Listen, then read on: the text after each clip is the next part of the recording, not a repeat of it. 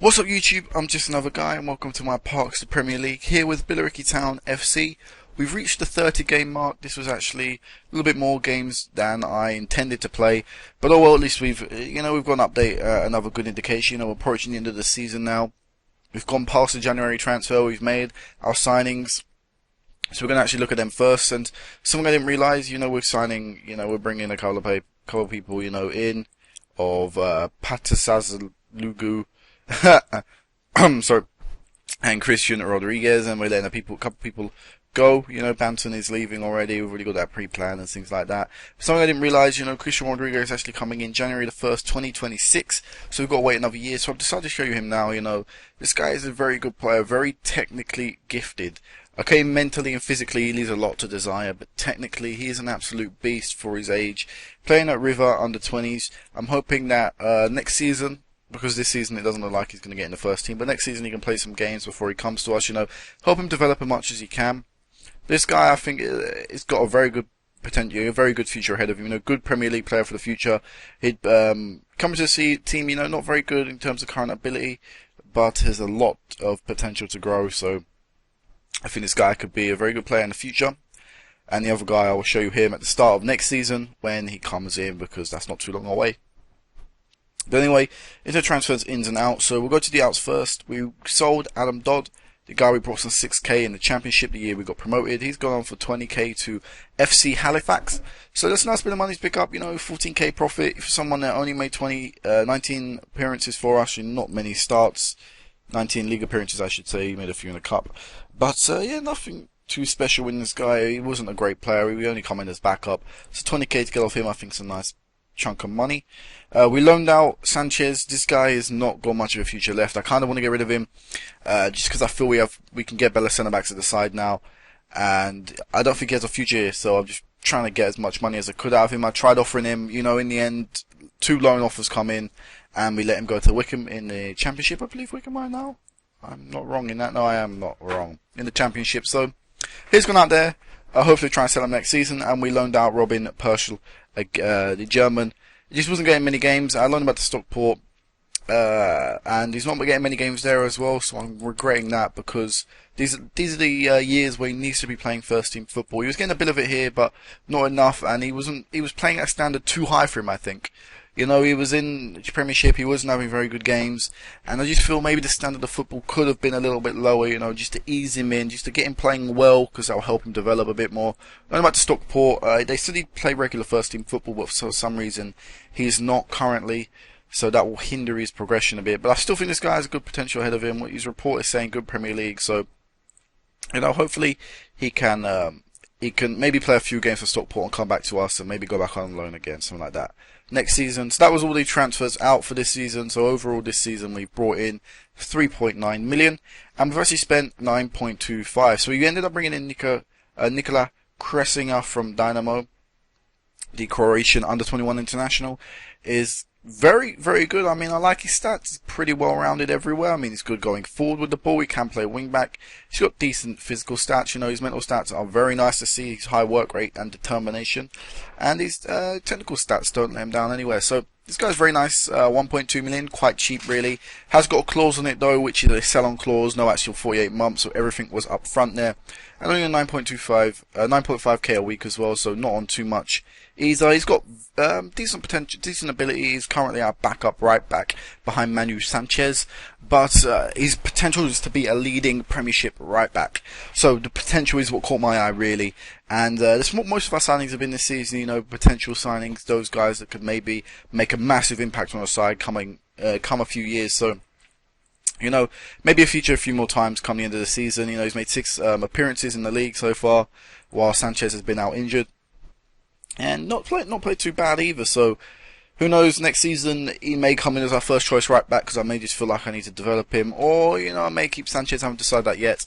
But overall I'm happy with this guy. I think it's a good signing for 1.2 million. Then we loaned in 2 guys sort of help us with our squad, numbers. So Enrico Bellon, he come in as a backup centre back, and another option really at centre back for when our players get injured, so nothing too special with the guy there. And Joshua, I think it's Joshua, wouldn't it be? Joshua? I don't know. Mendia. Medina. Yeah, Medina. This guy's not too bad, you know, Boca Junior.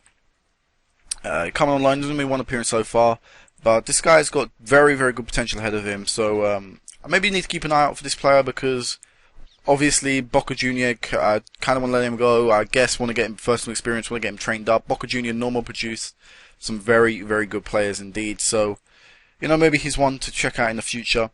But for now, 2 loanees and right back, so all defenders coming in. I clearly felt I needed strength on the defence come January, and that's what I did. So where does that put us in the league? You know, a couple of guys coming in the back 4. Actually, we've done not very well come this second half of the season. So currently we've played 30 games, won 9, drawn 8, lost 13, so lost a lot more games and since you last seen me, and conceded a lot more, you know, 50 against 34, goals 4, and minus 16 goal difference. So overall, you know, I was saying halfway through the season, Europe could be a possibility. We were only a couple points behind. 3 points behind actually, and we had a game in hand on the team above.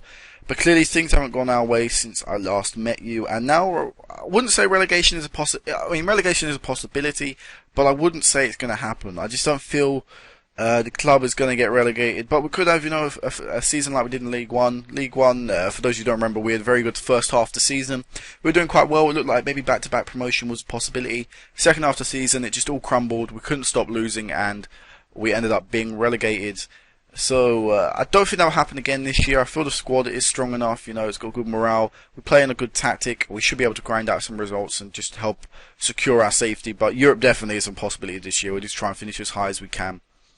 So we'll actually go into the fixtures, and to start it all off, we lost 6-0 to Manchester United. So a heavy, heavy defeat in the hands of a very, very good team with some very, very good players. You know, we'll have a look at Seth Robinson. This guy scored 2 against us. A great player, very good physical stats. But overall, the team just didn't play well. I mean, Robert Purcell here is one of the reasons I loaned him out. 3.9 match rating against Man United. I mean, okay, you're not a great player. You're quite young. You've got that little bit of time to develop. But no one can play 3.9 ratings. Absolutely appalling game. Pretty much from everyone in the defence, though. Apart from Barata, but he went off. You know, so. And his replacement didn't do very well, 4.8. So overall, at the end of the day, just really, really poor from the whole squad there. But it's, you know, with Manchester United, we're away from home. I did expect to lose a couple of games quite heavily. Against Man U, I don't think that's too bad. I mean, it can be kind of explained, but still, losing 16-21 is massively disappointing. But we bounced back. We faced Hartlepool in the FA Cup third round, and we won 3-1. Pretty standard, what I expected to do against Hartlepool. You know, they're not a great team, so we should be beating them. They're a division below us, I think, or maybe a couple divisions below us. So, overall, good result. You know, Brian Donald getting on the score sheet with a penalty as well, the youngster. After that, we won 1-0 against Leicester City. Oh, sorry, 2-0 against West Ham. Sorry, I went fixture below. 2-0 against West Ham. Yanis Lucas double. We'll have a look at these goals. Yep. So we did get dominated in this game in terms of possession, but I kind of want to point. I keep want to point this out every time we play. We play a formation which allows us to just get dominated. The other team to have the ball, you know, play it around as much as they want. But once they throw a load of players to the attack, that's when we hit them on the break. As you see here, you know, they've got quite a few players in our half. You know, we hit them quite quickly. We get the ball forward as quickly as we can. Yanis Lucas capitalises on that as well, and a lovely finish there. So that's what we like to do. You know, like teams against Man U, I definitely don't expect to dominate possession. West Ham are quite a good team as well. I don't expect to have a lot of the ball here, so especially away from home. So I play counter and I expect it. So you go see they're trying to build up the play. Big ball up front from Mella. Sorry, doesn't go anywhere. Whose goal? This is my goal. Yeah, I was about to say. So look at that. Everyone's forward. How many? 1, 2, 3, 4. About 6 or 7 West Ham shirts in my half currently right now. Even look, the 5 across the midfield and 2. So even when they don't have the ball, they're throwing players forward at us. We hit them quickly. Demyankov beats his marker. Good ball inside, and Yanis Lucas is there at the far post to tap this one in. So another example there of counter attack. King football at its best. I don't know why it took so long for it to in. So after that, we won 1-0 against Leicester City. Demyankov getting us a late goal and getting us all 3 points there. We'll have a look at his goal as well. Why not? We don't really see much replay. It's not too much. Many game fixtures to go over, and we're not expected to win a lot, so we might as well have a look at the goals when we can, if they're an important game. So here's Cressing, playing from the right, taking the throw in, as most of our fullbacks too. Piero plays it out wide to McCracken, McCracken back into the centre. You know, Piero, for some reason, touches the ball when it's going to Hildebrand. Just trying to find an opening here, taking our time. You know, a lot of people are forward, so we don't really want to give away possession too easily. It does happen there, but Kressinger for us manages to get back and it gets the ball. So Hildebrand to Bruno. Again, this guy is causing us a lot of problem. Just trying to chase down the ball everywhere. In the end, Demyanenkov gets through. A lovely touch, beats his marker, ends up beating 2 men overall, and slots it home. So, you know, that guy thought he was doing a good job tackling our players, ended up causing probably a bit more because of other players drawing out position trying to get the ball, and he put in the ball in the wrong position. So, then we have a pretty bad run of form. You know, this explains why we are where we are in the league currently. So we lose 2-0 against Bolton. Disappointing away from home. You know, Mick Mellor own goal in the 93rd minute. Ended up making it look worse than probably what it actually was. But still, we could have ground out a result here, and I'm disappointed we didn't, and I'm disappointing it looks as bad as it did. Then we face West Ham again. You know, the game had been postponed a little with the West Ham away fixture. So at home, you know, we beat them away. We should do them at home. But no, for some reason we couldn't. And, you know, 3-1, 2-goal deficit is not good enough. Again, because, you know, defensively not playing good enough, Kressinger not having a great game, Samsonov not having a good game. Just overall, defence not doing too well in recent weeks, and West Ham playing very well and taking their chances this time like they couldn't do when they were at home. For them, sadly, I guess. Anyway, FA Cup 4th round, we faced Blackburn of the Championship, and we drew 0-0 to them at home. This was disappointing. I mean, they're a Championship team. I would have expected us to beat them and get through to the FA Cup 5th round. But we forced it to the replay, and we actually look at that now. We lost 4-1 to them. 4-1 away from home. And you know what? Dennis Obrenovic, our ex-player in the Championship, you know, an amazing player. I said this when we sold him. He's now been moved on for 4.2 million to the Championship, but he had a great season with us. Great couple of seasons with us, sorry. And, you know, he came back and haunted us. You know, a double against us and a couple other a goal from Boca and Mikkelsen, whatever his name is. As well, Daniel's 90th minute goal was gonna be nothing more a consolation at the time. Really embarrassing to lose against a Championship team 4-1, but it just showed the run of form we were on and the morale we were in.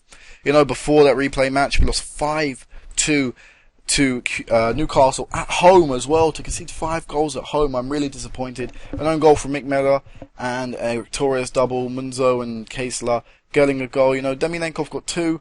And on another day, maybe that 2 would have been enough. Maybe we defended good enough. We look, Ferris not having a good game. Pearson not having a good game as well. You know, really, McMillan and McCracken could have had better games.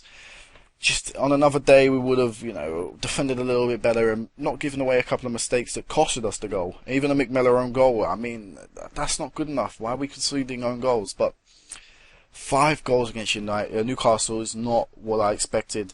Then against Everton as well, you know, they're not a good side, Everton. They're around us in the table. We really should be beating them. So to lose to them 3-1 after taking the league after 9 minutes. I mean, before, first half of the season, we scored early, we'd hold out for the rest of the game. Suddenly now, we score early, we concede 3 goals. I mean, it's not good enough. And again, poor from the defence. Sanchez, this is why I loaned the 2 centre-backs in. Defensively, we were just all over the place currently at that spell of games, you know. And it shows. Look at that, how many got 5, 8, 12 goals conceded in 3 games. That was not good enough. So hopefully, no, we moved on to February hoping we could do a little bit better. But sadly, that would not happen either. You know, 1-1 against Ipswich. At least it wasn't a loss, but still not winning the game against Ipswich are not a great team. Losing 2-1 to Tottenham. I mean, this one again is kind of acceptable, you know. 2-1 against a great team, an 82nd minute goal.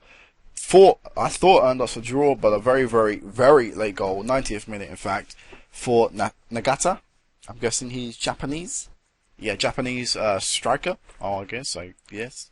The Japanese striker for them. And them, you know, all 3 points. And I'm actually, if you look at the squad here, I'm playing the young keeper, Edgar Conte. Because I just don't feel, you know, Ferris was doing good enough. And this is really, really, really poor performance from our team in recent weeks. You know, 3-0 against Southampton. I definitely didn't expect to lose 3-0 to Southampton. You could ignore that sending off as well, because it happened in the 89th minute. I mean, the game was over before then. We were just trying to claw some sort of dignity back, you know. It's just, I don't understand. Look at the ratings as well. We weren't playing badly. It was just for some reason they took their chances and they managed to score, you know. Just really weird. And then we finished off on a high. I'm calling this a high, you know. In the past couple of games, you know, whatever, I think this is 11 odd games, we haven't had many highs, and I'll call this 4-4 draw against Man City a high, because, you know, we're not expected to get anything out of City, and the fact that we scored 4 against them is very, very nice indeed. A Demianenkov double, a Will Brister goal as well. You know, he's still getting in there. Will Brister, age 30 now. Still trying to get his goals. 2 this season. Not too bad as a backup. But, yeah, played a lot better than when we faced City last time. And, you know, probably our best performance so far in this update, because it's just a great team and we showed great spirit just to get as much as the ball as we did, get as many shots as we did. We pretty much matched them on near everything. So I think we deserved a draw, really. And, you know, maybe on another day we could have held, you know, Akbal to be a little bit better and maybe come away with a win. But end of the day, pretty well good performance apart from Samsonov and, you know, Mick Mellor coming in there. So we've not got many games left until the end of the season. I'm hoping that we can survive. Mathematically, we can only finish 4th to 20th. So as soon as we, you know, 20th, I think Leicester are pretty much relegated. But I'd say the relegation candidates still include Hull to Swansea. So we're not safe yet. I definitely wouldn't say we're safe. You know, you could even drag Reading into it. So top 10, bottom 10 could still get relegated. So it is a big few games coming up. You know, Chelsea, will we get a result there? I highly doubt it. I highly doubt we'll get a result against the likes of Arsenal and Liverpool. We'll have to win against, you know, Swansea, Hull, Huddersfield, definitely.